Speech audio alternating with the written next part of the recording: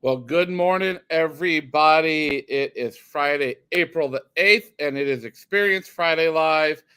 And yes, I am sad to say Michael's not here with me again today. Michael's doing client work. He sends his love, and he's actually really, really upset that he's not here today because we have such a phenomenal guest, a dear friend of ours, but just a killer rock star as well. So just a couple quick reminders. Next week, we have Gary David, professor of ethnoanalytics from Bentley University, going to be sharing with us on design and human-centered types of design. So great to have him with us next week. Don't forget about our resources at Mofi, www.mofi.co. But most importantly, why do we do what we do? Why do we have Experience Friday Live? Experience is the future, and it's here today, and it will always be.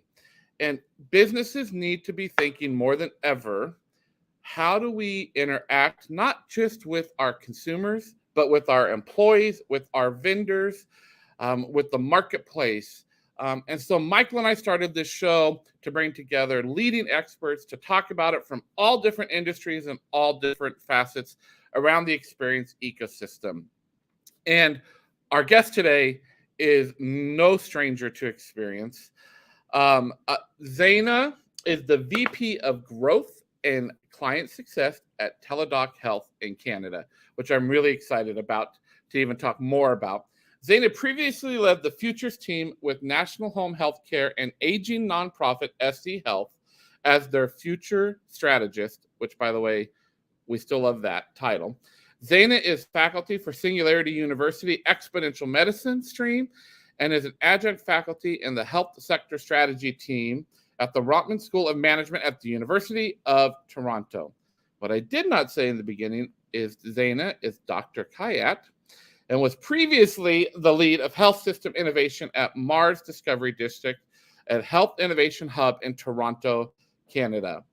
And in 2017, she was seconded to the REshape Innovation Centre at Radboud University Medical Center in the Netherlands, which I had the awesome privilege of going over there and visiting Zayna and a whole bunch of friends of ours there in the Netherlands. And Zayna completed her Ph.D. in diabetes research from the University of Toronto, followed by a career in strategy consulting, including as a principal in the healthcare practice of the Boston Consulting Group. She currently resides in Toronto with her husband and 3 children and is proficient in French and Arabic languages. We have to welcome her to the stage, everyone. Zayna. Whoa, that was a lot. I have a dog now, too. Well, oh my gosh. Well, hello, friend. It is so good to have you here on Experience Friday Live with us. And what a career. And as I was reading through it, man, I was like, yeah, I remember when she was there and the wicked things she did. We use the word loosely, Zayna, but you are a disruptor, you are a challenger, you're a futurist in this whole space of healthcare. And what I want to say is not just in Canada, but you are making an impact globally. So the very first question we asked Zayna of our guests, why do you do what you do and what keeps you motivated as you do it? So I would say, first of all, hi, Shawn. Hi, everyone. I love this format. It was so refreshing on a Friday. My mission is to modernize healthcare systems. And then as a result, to transform the healthcare experience of anybody, anywhere. That's it. Gives me a buzz. And, the next level of why, what makes me so hungry, it's a wicked problem. It's not that different from climate change. I love intractable, juicy, hard, wicked problems, unpacking them and putting them back together. And that is why I wake up every day and do this stuff. And that's why the color of the hair is no longer black. Yeah. Yeah, Zayna and I were just talking about that because, typically I used to be, all colors, and I've gone black now pretty much. And Zayna used to be black, and pandemic, look at what it did. And I told her it looks amazing. If mine could look like that, I would. But, Zayna, you just said something that I don't think I have ever heard someone say about the fixing healthcare is no different than climate change. Say more about that. I mean, because I think some people would think that's pretty controversial. I mean, I just from the topology of the problem, right? So, wicked problems, what I call intractable problems, they've just got these hallmarks where you actually don't understand the problem until you start solving it, right? And then when you plug this thing, then that comes up, then this comes up. And then, you put that in the context of an actual delivery system where the governance, whoever controls the levers of all those different component parts are completely different entities with different objectives, different motivations, different regulatory policies. And then, that's why this is so freaking hard to do. And then you layer on top, the economics just don't work, right? So, which means your business model is broken. And in the business world, if your business model no longer is fit for purpose, you have two options. You either go out of business or you rebase the business model, right? Well, rebasing a business model means transforming healthcare. I mean, you can't do one without the other, right? So it really is wicked. And again, like all of us who work on these, the journey is the work, right? It's never going to be solved. Because even if we did in all our dreams what we want to do to modernize healthcare, just to get to 21st century basic standards, tomorrow it's going to be a whole new set of issues, right? That need to be adapted. Yeah. So it's a methodology that's ongoing, and it takes a lot of grit to want to be in this kind of work every day. Right. And I don't think people understand that. And again, Zayna, I've seen you.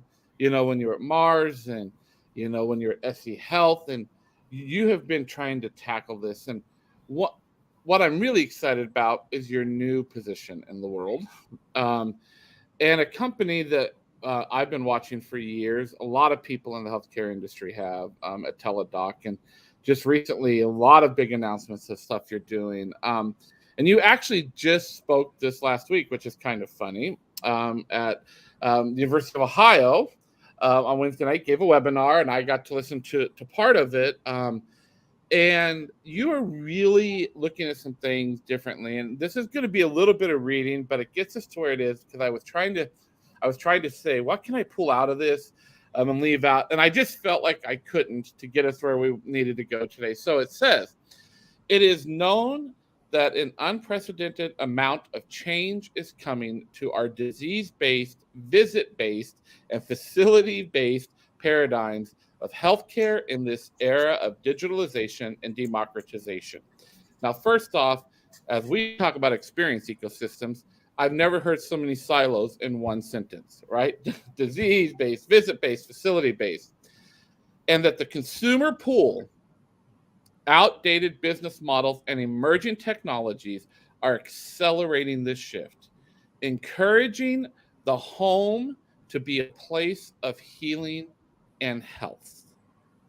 So with that said, Dana, tell us how this shift towards home-based care will become the default for most aspects of health over the next 5 years and longer.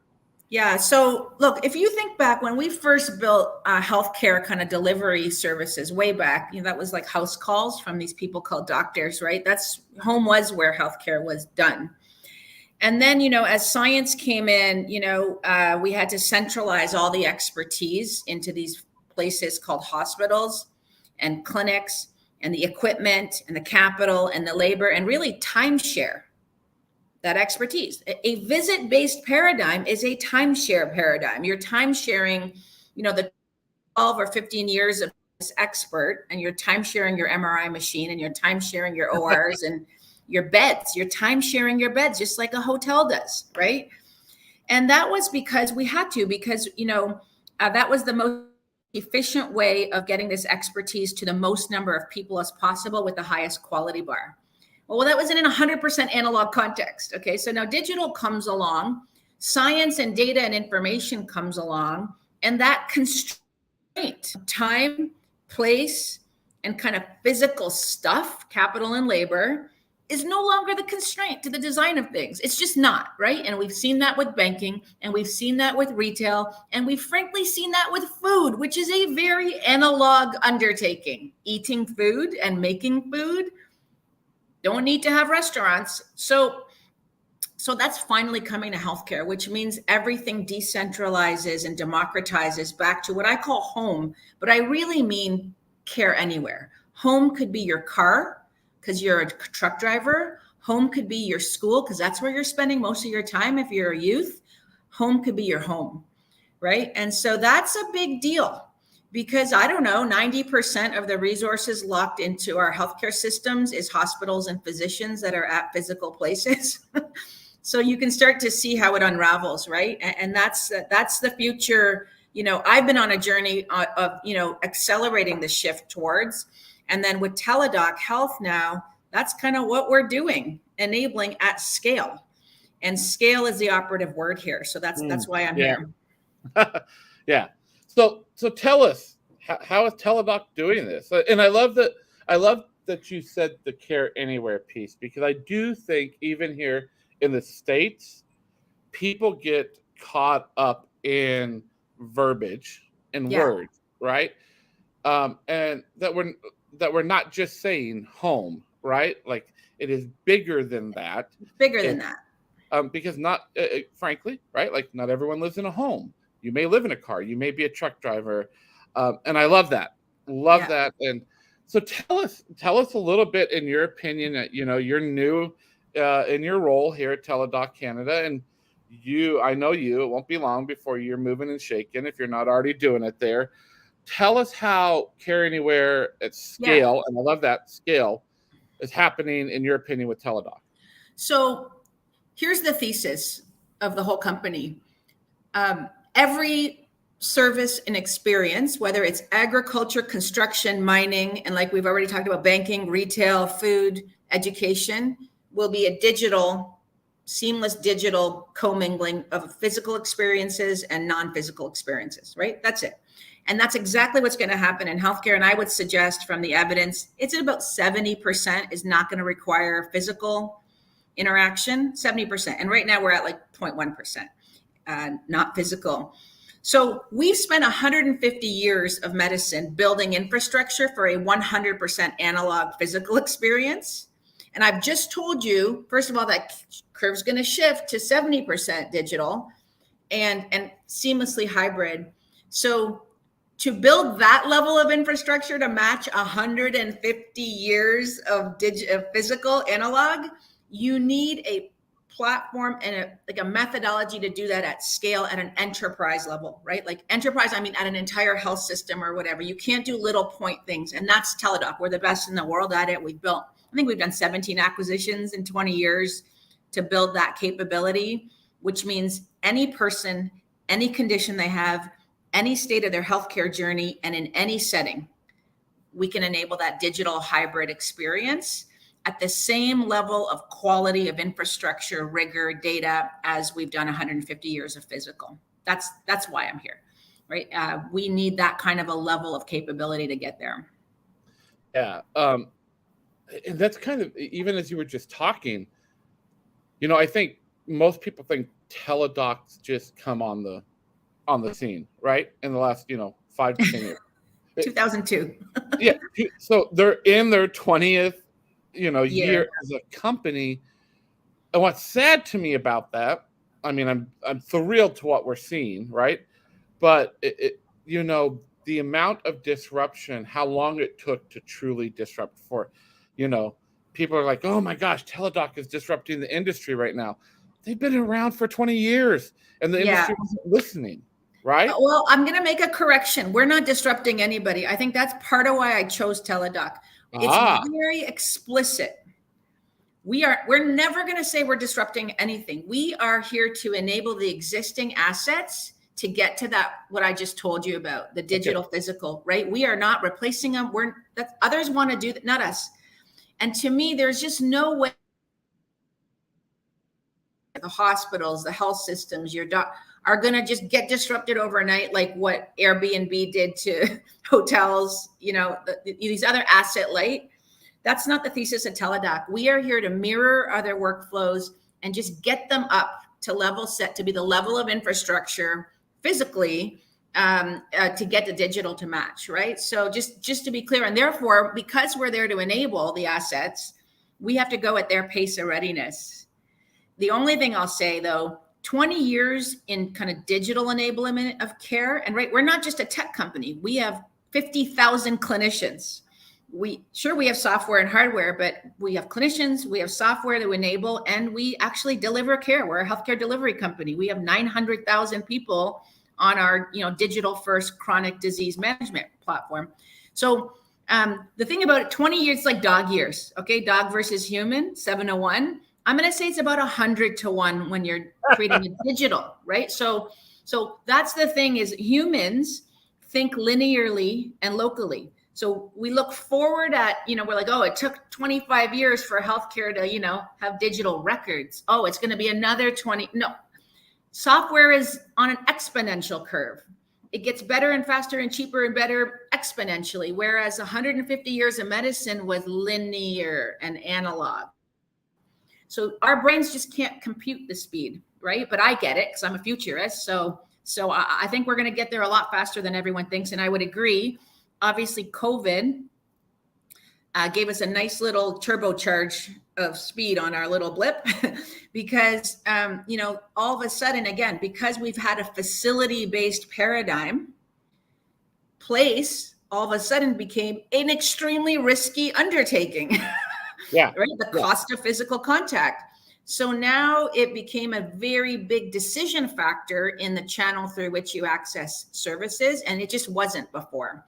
So that's kind of a byproduct of what's gone on, and it's here to stay anyway. So, yeah, I love it, and I have to do this because she's watching here too, Zayna. But Jean writes, our innovation Sherpa in Charlotte is listening in with us today, and I love this.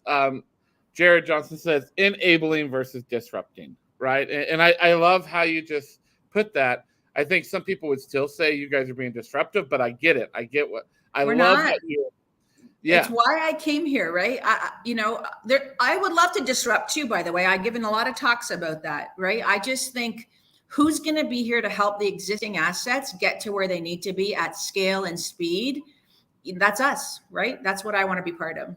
So, and you may have answered this, but I want to make sure that because I love this part in your talk. But so, what is Teladoc's approach then to amplifying care delivery through innovation?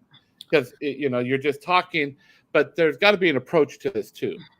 Oh yeah, I mean we've got it nailed. So if you think about the platform, it's now down to 3 major, I don't know what you want to call them, pillars, or I don't know what the word is, but there's, we're kind of down to 3 things we do. Okay. One is our legacy bread and butter, enabling care to happen agnostic to place anywhere, any acuity, ICU down to, emotional wellness, in primary care. Okay. That's our virtual care. Let's call that. The second is mental health care at scale. So we've accumulated and built an entire platform for digital mental health services that are on a stepped care, like a ladder. So that's our methodology. So the base entry is self-management with a little bit of coaching. And then when you need to, you escalate up: psychotherapist, psychiatrist, psychologist, full wraparound care. But you don't start there, which is what we love to do in healthcare. So a real ladder that's extremely scalable, very personalized. And then the third, which is frankly, the biggest reason I came to the company, is we bought a platform called Livongo in 2020. Which basically cracked chronic multiple comorbidity condition management, self-managed, all digital, with a great human layer of coaches with amazing results. So you've now got a proven ROI, digital, scalable chronic condition management platform. And that's how we maximize our reach of delivery of services. And now, because, it's like, we're like Netflix. Like, I think we did 2 billion data exchanges on our chronic condition platform last year for 900,000 people. So we can predict with accuracy who's about to go off the rails on their hypertension or their blood sugar, or, you know what I mean? Like the AI recommendation engine is just getting smarter and smarter. And we've got a 5-10 year advantage on anyone else who tries to do that, right? So now you're back on the exponential curve. So that's how. So just to summarize, chronic disease, mental health, and virtual care anywhere. So those that are listening, I won't say names or anything, but I remember in 2008, I told someone very specifically in a large organization, you need to go buy Livongo because they have cracked the code. Yep. So did you tell Teladoc? Congrats to Teladoc. That was not the person that I told. And the person that I told, an organization that I told, if they're listening, I told you guys, you should go buy Teladoc.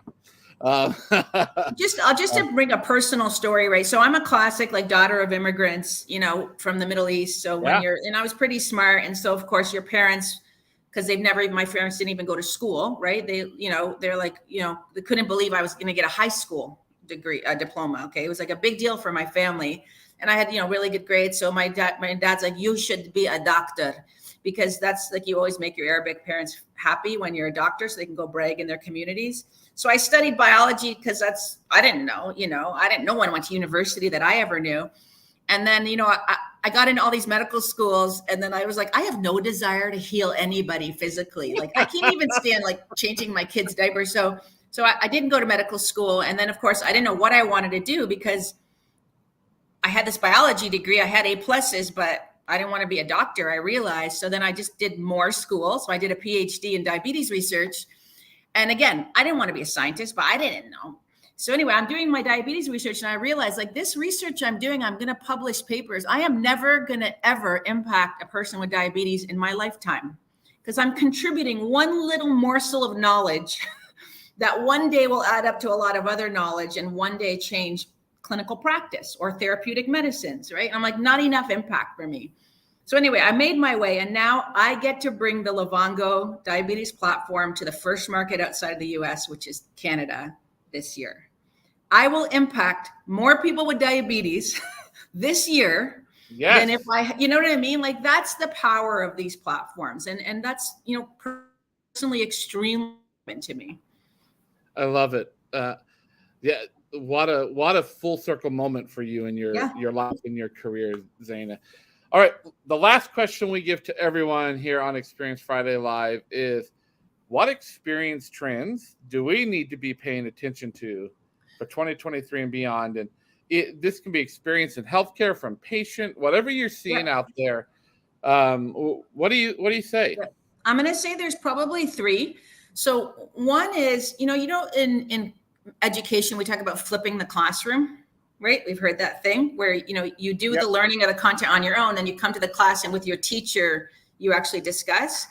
So I think healthcare is ready to flip, to start with the person and just figure out what's going on and what do they need, and then assemble the constellation of services and programs to help them, versus what we do today is, the patient came to you, I'm a hammer, therefore you must be a nail, right? So that's this idea of like hyper personalized, not, like everyone throws that word, but I really mean it. So that's one. The second is then, in that context, omni-channel. That's going to be the experience thing of the future for 2023, like every other industry. But healthcare is truly going to be able to go omni-channel. And omni-channel is not multi-channel, which is what we love to do. It's either this or that, and never should the two meet, because some academic or clinician is going to decide this channel's better. Seamlessly going into any channel. And then number 3 is choice, right? And choice kind of fits to the first 2, right? Call that agency. That's experience. I have a say in every decision about my body and my family's body, from diagnostic decisions, treatment, and care plan, and et cetera. So all of the combination of those is a very revolutionized experience than the paternalistic one-size-fits-all paradigm we've had for 150 years. Yeah, and those that know me, my soapbox here in the States is we've built the healthcare system to pay benefits. Nothing about what you just talked about. Yeah. Right? Yeah. It was it. And you're getting some great quotes here and comments, another great friend of mine, Oh, there's Chris. Chris Cornu. Yeah, Chris He's like is my awesome. favorite LinkedIn articles. Chris, I always steal your stuff, just so you know. Well, that's funny. Have you met Chris in person yet, Zayna? I don't think so. Oh, I'll have to introduce you to. I did some work in a previous organization where Chris was at. Yeah. So, well, yeah, and then he also put omni-channel versus multi-channel. That is a huge one, and I love that. Like when you said that was like, oh, that's what we're really talking about. But we use that word omni-channel. Can I just give a quick example? Okay, in Ontario, which is 40% of the Canadian market, they just landed their agreement with the physicians. Okay, they published it after years of negotiation. It's like, what are you going to get paid for and how much? And everyone's like, it's so landmark. Oh my God, they're going to pay you a certain amount when you do a virtual visit, but it's less than an in-person visit because that's the orphaned child of care. And I just told you, no, 70% does not require in person. But anyway, so they, again, just like we locked into policy code years ago, fax machine, like in Canada, fax is the only way you're allowed to share information between settings because that was the most advanced telecommunications of the day. So it's in the law. So we've just made a law that video and phone are the dominant only ways, and we've 4 years to negotiate a fee. Guess what Teladoc just announced 2 weeks ago with Amazon Echo? Our whole virtual care experience is now voice on the Echo device. Well, that doesn't exist in the agreement that our doctors just did because it's not phone or video or clinic. Yeah. That's this example, right? Of don't get locked into the modality. I love it. And it's funny. One of here they go. Here they start coming. Fax needs to go. Fax the fax. Fax the fax. I love that one. Right? And we're doing some great work. Again, Michael's with our client here with a huge international conglomerate right now. And holy cow, they are I can't believe the amount of faxes that this organization still gets in the healthcare space. I'm like, it's the cockroach. It's the cockroach of healthcare. Yeah, I'm like, how do we even still have them? How, people? How? So, I mean, some countries, they're literally behind a glass pane in a museum. Yeah. Just like a typewriter. Yeah. But right. But fax, pagers, carbon copy paper, live and well in healthcare. Yeah. Well, Zayna, my gosh, I love it. Love having you here with us. Hang out for just a minute and I'll close up the show and then you and I can close up as well. But thank you so much. And if you don't follow Zayna on LinkedIn or on Twitter, go follow her. I was doing a whole bunch of looking even last night on her LinkedIn account and what she shares. So connect with her, and she's got some major rock stars. So hold on, Zayna, and I will talk to you in just a minute. Again, it was so awesome to have Zayna here with us. Just a couple last things. If you want to reach out to us at Mofi, it's mofi.co, or you can go to my website, shawnnason.com. You can also send us an email at hello@mofi. And you can connect with myself and our co-host, who is not here today, but Michael Harper.